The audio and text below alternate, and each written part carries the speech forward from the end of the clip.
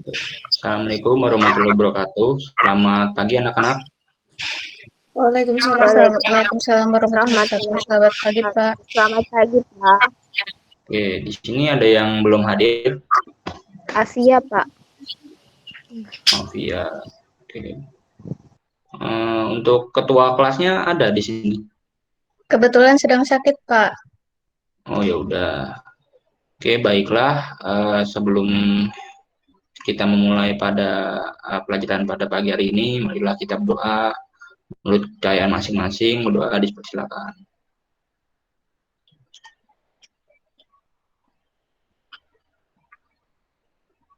Doa selesai.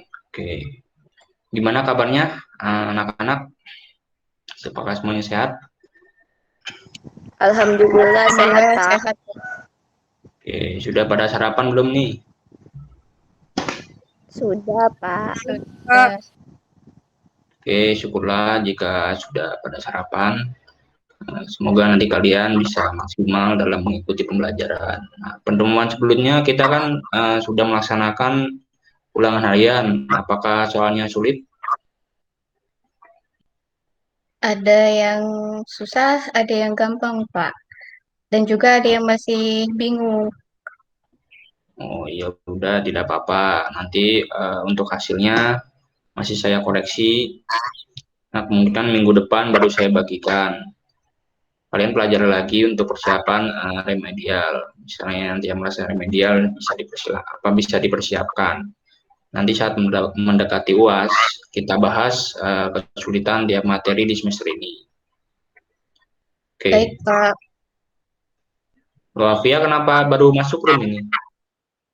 Mohon maaf, Pak. Tadi saya kesulitan mencari jaringan sehingga tidak dapat masuk room. Oh ya sudah, lain kali dipersiapkan lebih awal kalau memang harus mencari sinyal sebelum pembelajaran agar tidak telat. Untuk semuanya juga pada pertemuan selanjutnya di jam saya, jika tidak ada konfirmasi telat ya maka akan saya tulis keterangannya telat. Gitu. Baik, Pak. Mohon maaf atas keterlambatannya.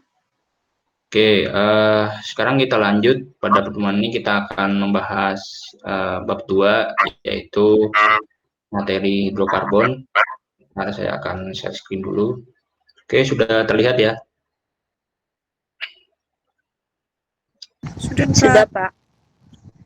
Oke, Oke, pada materi ini kita nanti akan pelajari kompetensi dasarnya, yaitu menjelaskan proses pembentukan dan teknik pemisahan fraksi-fraksi minyak bumi dan menjelaskan kegunaan serta komposisi senyawa kimia dalam kehidupan sehari-hari, senyawa kimia pada minyak bumi dan manfaatnya pada kehidupan sehari-hari. Untuk indikatornya antara lain yaitu menjelaskan proses pembentukan minyak bumi dan gas alam, menjelaskan komponen-komponen utama penyusun minyak bumi, menafsirkan bagan penyulingan bertingkat atau destilasi bertingkat untuk menjelaskan dasar dan teknik pemisahan fraksi-fraksi minyak bumi. Kemudian ada membedakan kualitas bensin berdasarkan bilangan oktan, dan ini pada pertemuan berikutnya. Kemudian menganalisa dampak pembakaran BBM terhadap lingkungan. Ini juga pada pertemuan selanjutnya. Selanjutnya ada minyak bumi. Sebelumnya di sini apakah ada yang tahu apa itu minyak bumi? Ada yang bisa jawab? Saya, Pak. Ya, Ismi silakan. Minyak bumi merupakan hasil akhir penguraian bahan-bahan organik yang berasal dari jaringan tumbuhan dan hewan, baik yang terdapat di darat maupun di air. Ya, benar sekali Ismi. Jadi sisa-sisa tumbuhan dan hewan tersebut tertimbun oleh lumpur, pasir, dan lain-lain. Dan juga ada bakteri pengurai yang mengolah senyawa kompleks tersebut yang terkandung dalam jaringan hewan tadi dan membentuk menjadi senyawa hidrokarbon. Nah, ini dia komposisi minyak buminya tadi, yaitu minyak bumi yang baru dihasilkan dari sumber pengeboran berupa lumpur yang berwarna hitam pekat atau disebut minyak mentah. Biasanya itu disebut crude oil. Setelah itu dianalisis dalam minyak bumi tersebut dan terdiri dari macam-macam senyawa berikut, yaitu ada alkana. Yang paling banyak dalam minyak bumi adalah N-alkana atau tidak bercabang, yang juga merupakan golongan jenuh ya. Misalnya ada N-oktana dan isoktana yang bercabang dan juga sifatnya jenuh. Dan juga ada isoktana atau 2,2,4-trimetilpentana. Nah, strukturnya bisa kalian lihat nih di PowerPoint ini. Selanjutnya ada sikloalkana juga yang membentuk cincin, sifatnya juga jenuh, yang terdapat dalam minyak bumi, yaitu ada siklopentana dan juga sikloheksana. Nah, di sini ada contohnya ya, strukturnya siklopentana dan juga sikloheksana. Oke, saya stop dulu. Baiklah, agar kalian bisa lebih jelas lagi, silakan menyimak video yang akan saya tampilkan sambil saya membentuk kelompok. Nah, ini berikut videonya ya, bisa kalian lihat. Minyak dan gas bumi merupakan hasil dari proses makhluk hidup purbakala yang mati dan terkubur selama jutaan tahun, mendapatkan tekanan dan pemanasan suhu tinggi, lalu kemudian berproses menjadi mineral. Untuk membawa minyak dan gas bumi sampai ke permukaan, dibutuhkan proses yang panjang dan mahal. Industri migas modern membagi proses ini menjadi 2 tahap, yaitu tahap eksplorasi dan tahap produksi. Kegiatan eksplorasi dimaksudkan untuk menemukan cadangan migas, sedangkan kegiatan produksi bertujuan untuk mengangkatnya ke permukaan. Kegiatan eksplorasi terdiri dari beberapa tahap, meliputi studi geologi, studi geofisika, survei seismik, dan pengeboran eksplorasi. Studi geologi dilakukan untuk memahami struktur dan susunan batu di lapisan bawah permukaan. Dari hasil studi ini, maka dapat diketahui area yang perlu dikaji lebih lanjut menggunakan studi geofisika. Studi geofisika bertujuan untuk mengetahui sifat fisik batuan, mulai dari permukaan hingga kedalaman beberapa kilometer di bawahnya. Proses ini berlangsung selama 6 bulan sampai dengan 1,5 tahun, tergantung dari luasan area dan kedalaman yang dituju. Metode yang paling banyak digunakan untuk mengetahui sifat fisik batuan adalah survei seismik. Melalui kegiatan seismik, keadaan di bawah tanah dapat direkonstruksi menjadi gambar 2 dimensi maupun 3 dimensi. Kegiatan seismik berlangsung selama 1 sampai dengan 4 tahun, tergantung dari lokasi dan tipe reservoirnya. Berdasarkan hasil interpretasi gambar, jika ditemukan lapisan yang berpotensi menyimpan cadangan migas, maka selanjutnya akan dilakukan kegiatan pengeboran eksplorasi. Data seismik yang akurat belum tentu menjamin terdapatnya cadangan migas. Data tersebut harus dibuktikan dengan kegiatan pengeboran. Semakin dalam lapisan yang dibor, maka semakin besar biaya yang harus dikeluarkan. Pengeboran merupakan bagian terpenting dalam kegiatan eksplorasi maupun produksi. Lama waktu pengeboran satu sumur bisa memakan waktu 1 sampai 4 bulan. Kegiatan eksplorasi mengandung resiko dan ketidakpastian yang sangat tinggi. Oleh sebab itu, dibutuhkan modal yang sangat besar, teknologi yang canggih, dan sumber daya manusia yang berpengalaman. Resiko terburuk dari kegiatan pengeboran adalah dry hole atau tidak ditemukannya cadangan migas. Akan tetapi, keduanya tidak dapat ditemukan tanpa melalui kegiatan eksplorasi. Jika kegiatan eksplorasi berhasil, kegiatan dapat dilanjutkan dengan tahap pengembangan atau produksi.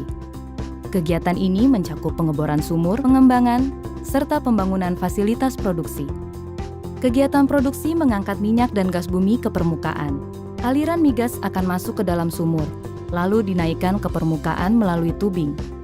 Minyak dan gas bumi kemudian dialirkan ke sumur, lalu naik ke permukaan melalui pipa salur. Setelah itu dialirkan lagi ke separator, yang akan memisahkan keduanya dari material yang tidak dibutuhkan, hingga akhirnya minyak dan gas bumi saling dipisahkan. Proses ini biasanya memakan waktu 6 bulan sampai dengan 3 tahun. Minyak dialirkan menuju tangki pengumpul, sementara gas dialirkan melalui pipa kepada konsumen. Proses pengangkatan ini dapat memanfaatkan tekanan alami atau menggunakan metode pengangkatan buatan.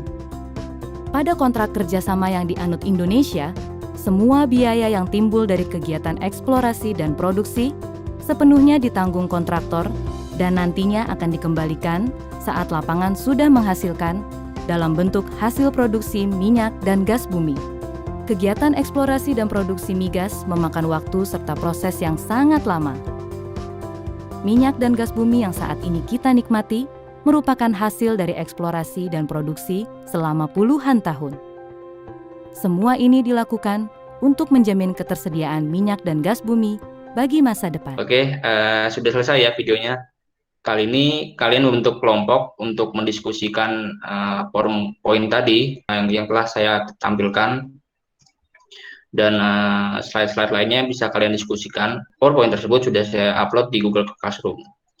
Nah, kelompoknya kali ini saya buat dari grup absen ya. Yang pertama yaitu Afia, yang kedua Ika, yang ketiga Ismi, yang keempat Yusuf, ya, tapi tidak masuk ya. Jadi saya skip aja nanti.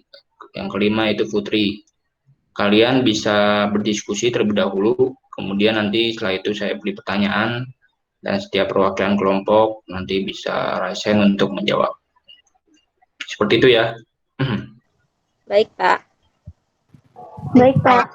Oke, sambil kalian berdiskusi, saya absen terlebih dahulu ya. Yang pertama yaitu ada Afia Rizka, apakah hadir? Hadir, Pak. Oke, yang kedua ada Ika Rohmatika.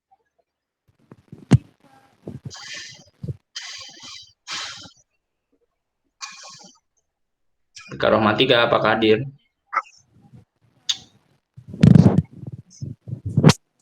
Saya hadir, Pak. Oke. Terus ada Yusuf Nafsro tadi sakit ya. Terus ada Ismi Aziza, apakah hadir? Hadir, Pak. Selanjutnya yang terakhir ada Putri Ade. Hadir, Pak. Oke, baiklah. Sudah cukup ya untuk berdiskusinya. Pertanyaan pertama yaitu ada apa saja tahap pada proses pengolahan minyak mentah? Apakah ada yang bisa jawab? Saya, Pak. Oh, iya, Ika, silakan. Tahap prosesnya itu ada 2, yaitu desalting dan destilasi bertingkat, Pak. Oh iya, betul sekali. Nah, jadi proses pengolahan minyak mentah tadi melalui 2 tahap, yaitu desalting dan destilasi bertingkat. Nah, pada materi ini kita akan fokus mempelajari destilasi bertingkat. Nah, di sini apakah ada yang bisa jawab pengertian dari destilasi tingkat itu? Saya, Pak. Ya, silakan Ismi. Destilasi merupakan proses pemisahan komponen-komponen penyusun minyak mentah yang berupa senyawa hidrokarbon berdasarkan perbedaan titik didihnya, Pak. Ya, tepat sekali, Ismi. Jadi, pada proses destilasi bertingkat dilakukan dalam kolom menara fraksinasi. Nah, menara fraksinasi itu atau destilasi itu dilengkapi dengan plat-plat yang jarak tertentu yang memiliki sejumlah sungkup atau gelembung udara, biasa disebut bubble caps. Nah, dari proses itulah dihasilkan fraksinasi minyak bumi yang diperoleh sesuai titik didihnya. Nah, untuk lebih jelasnya kalian bisa melihat video berikut. Oke, akan saya share screen. Berikut adalah mekanisme yang terjadi ketika pengambilan minyak mentah dari dalam bumi. Berdasarkan gambar tersebut, dapat diamati bahwa minyak mentah yang berasal dari dalam bumi diambil dan ditampung di dalam tangki yang selanjutnya akan dilakukan proses destilasi.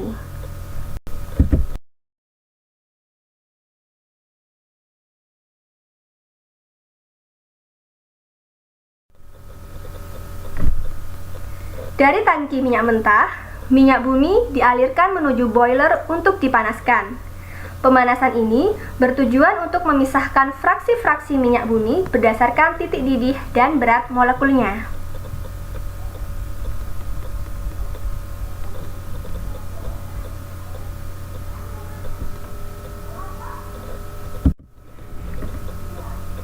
Berikut merupakan proses penampungan fraksi ke-8 hasil destilasi berupa aspal.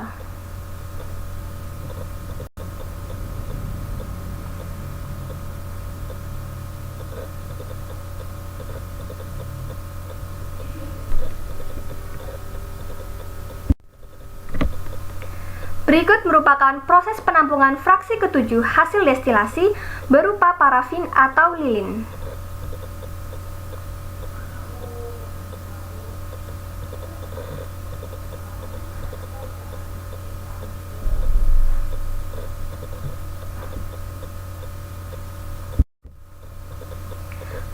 Berikut merupakan proses penampungan fraksi ke-6 hasil destilasi berupa pelumas atau oli.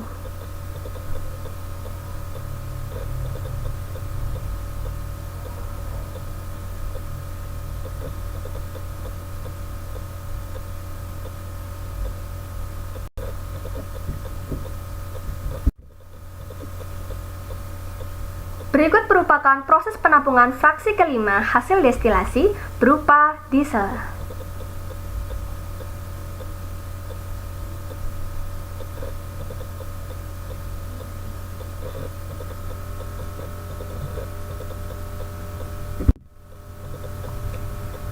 Berikut merupakan proses penampungan fraksi keempat hasil destilasi berupa minyak tanah.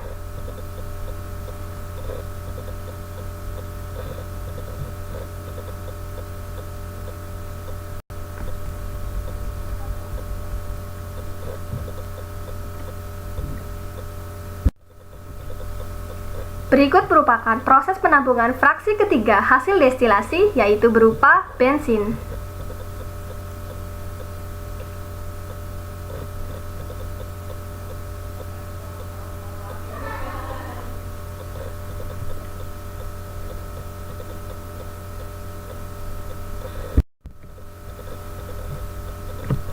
Berikut merupakan proses penampungan fraksi kedua hasil destilasi berupa nafta.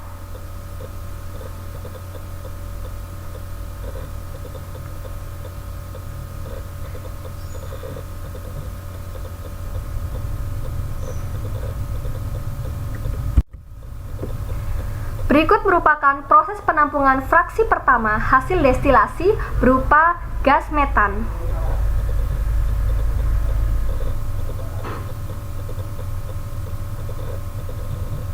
Oke, setelah kalian melihat video tadi, adakah di sini yang bisa menyebutkan fraksi-fraksi itu dari titik rendah hingga titik tertinggi? Saya, Pak. Ya, silakan Nafia. Fraksi minyak bumi dari yang terendah hingga yang tertinggi yaitu gas, petroleum ether, bensin, nafta, minyak diesel atau solar, pelumas atau oli, parafin, dan aspal. Ya, betul sekali Afia. Nah, jadi fraksi atau komponen minyak bumi yang telah dipisahkan tadi akan diolah dengan proses treating. Nah, treating ini apakah ada yang bisa jelaskan di sini? Silakan. Saya, Pak. Oke, Ismi, silakan. Treating adalah suatu proses penghilangan pengotor pada fraksi-fraksi minyak bumi. Betul sekali. Jadi, fraksi minyak bumi tadi yang telah dipisahkan akan diproses lagi untuk menghilangkan pengotornya melalui proses treating ini. Pada proses treating ini terdapat 3 tahap. Nah, apakah di sini ada yang bisa menjawab 3 tahap itu? Saya, Pak. Oke, Putri silakan. Jadi tahap proses treating terdapat 3 tahap, yaitu Cooper sweetening, acid treatment, dan desulfuring, Pak. Oke, betul sekali. Jadi proses treating ini ada 3 ya. Nah, kalian bisa membaca lagi tahap-tahap treating itu di rumah. Sekalian belajar materi selanjutnya. Berhubung waktu pertemuan kita sudah selesai, jadi kita akhiri dulu pertemuan kita hari ini. Dan saya juga sudah mengupload tugas di Google Classroom. Jangan lupa dikerjakan. Minggu depan kita bahas bersama-sama. Oke, sebelum kita mengakhiri pembelajaran pada hari ini, marilah kita berdoa menurut kepercayaan masing-masing. Berdoa dipersilakan.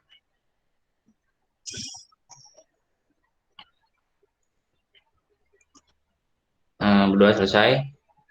Oke, sekian dari saya. Wassalamualaikum warahmatullahi wabarakatuh. Selamat pagi. Waalaikumsalam warahmatullahi wabarakatuh. Waalaikumsalam Terima kasih, Pak. Pagi Ya, Pak. sama-sama.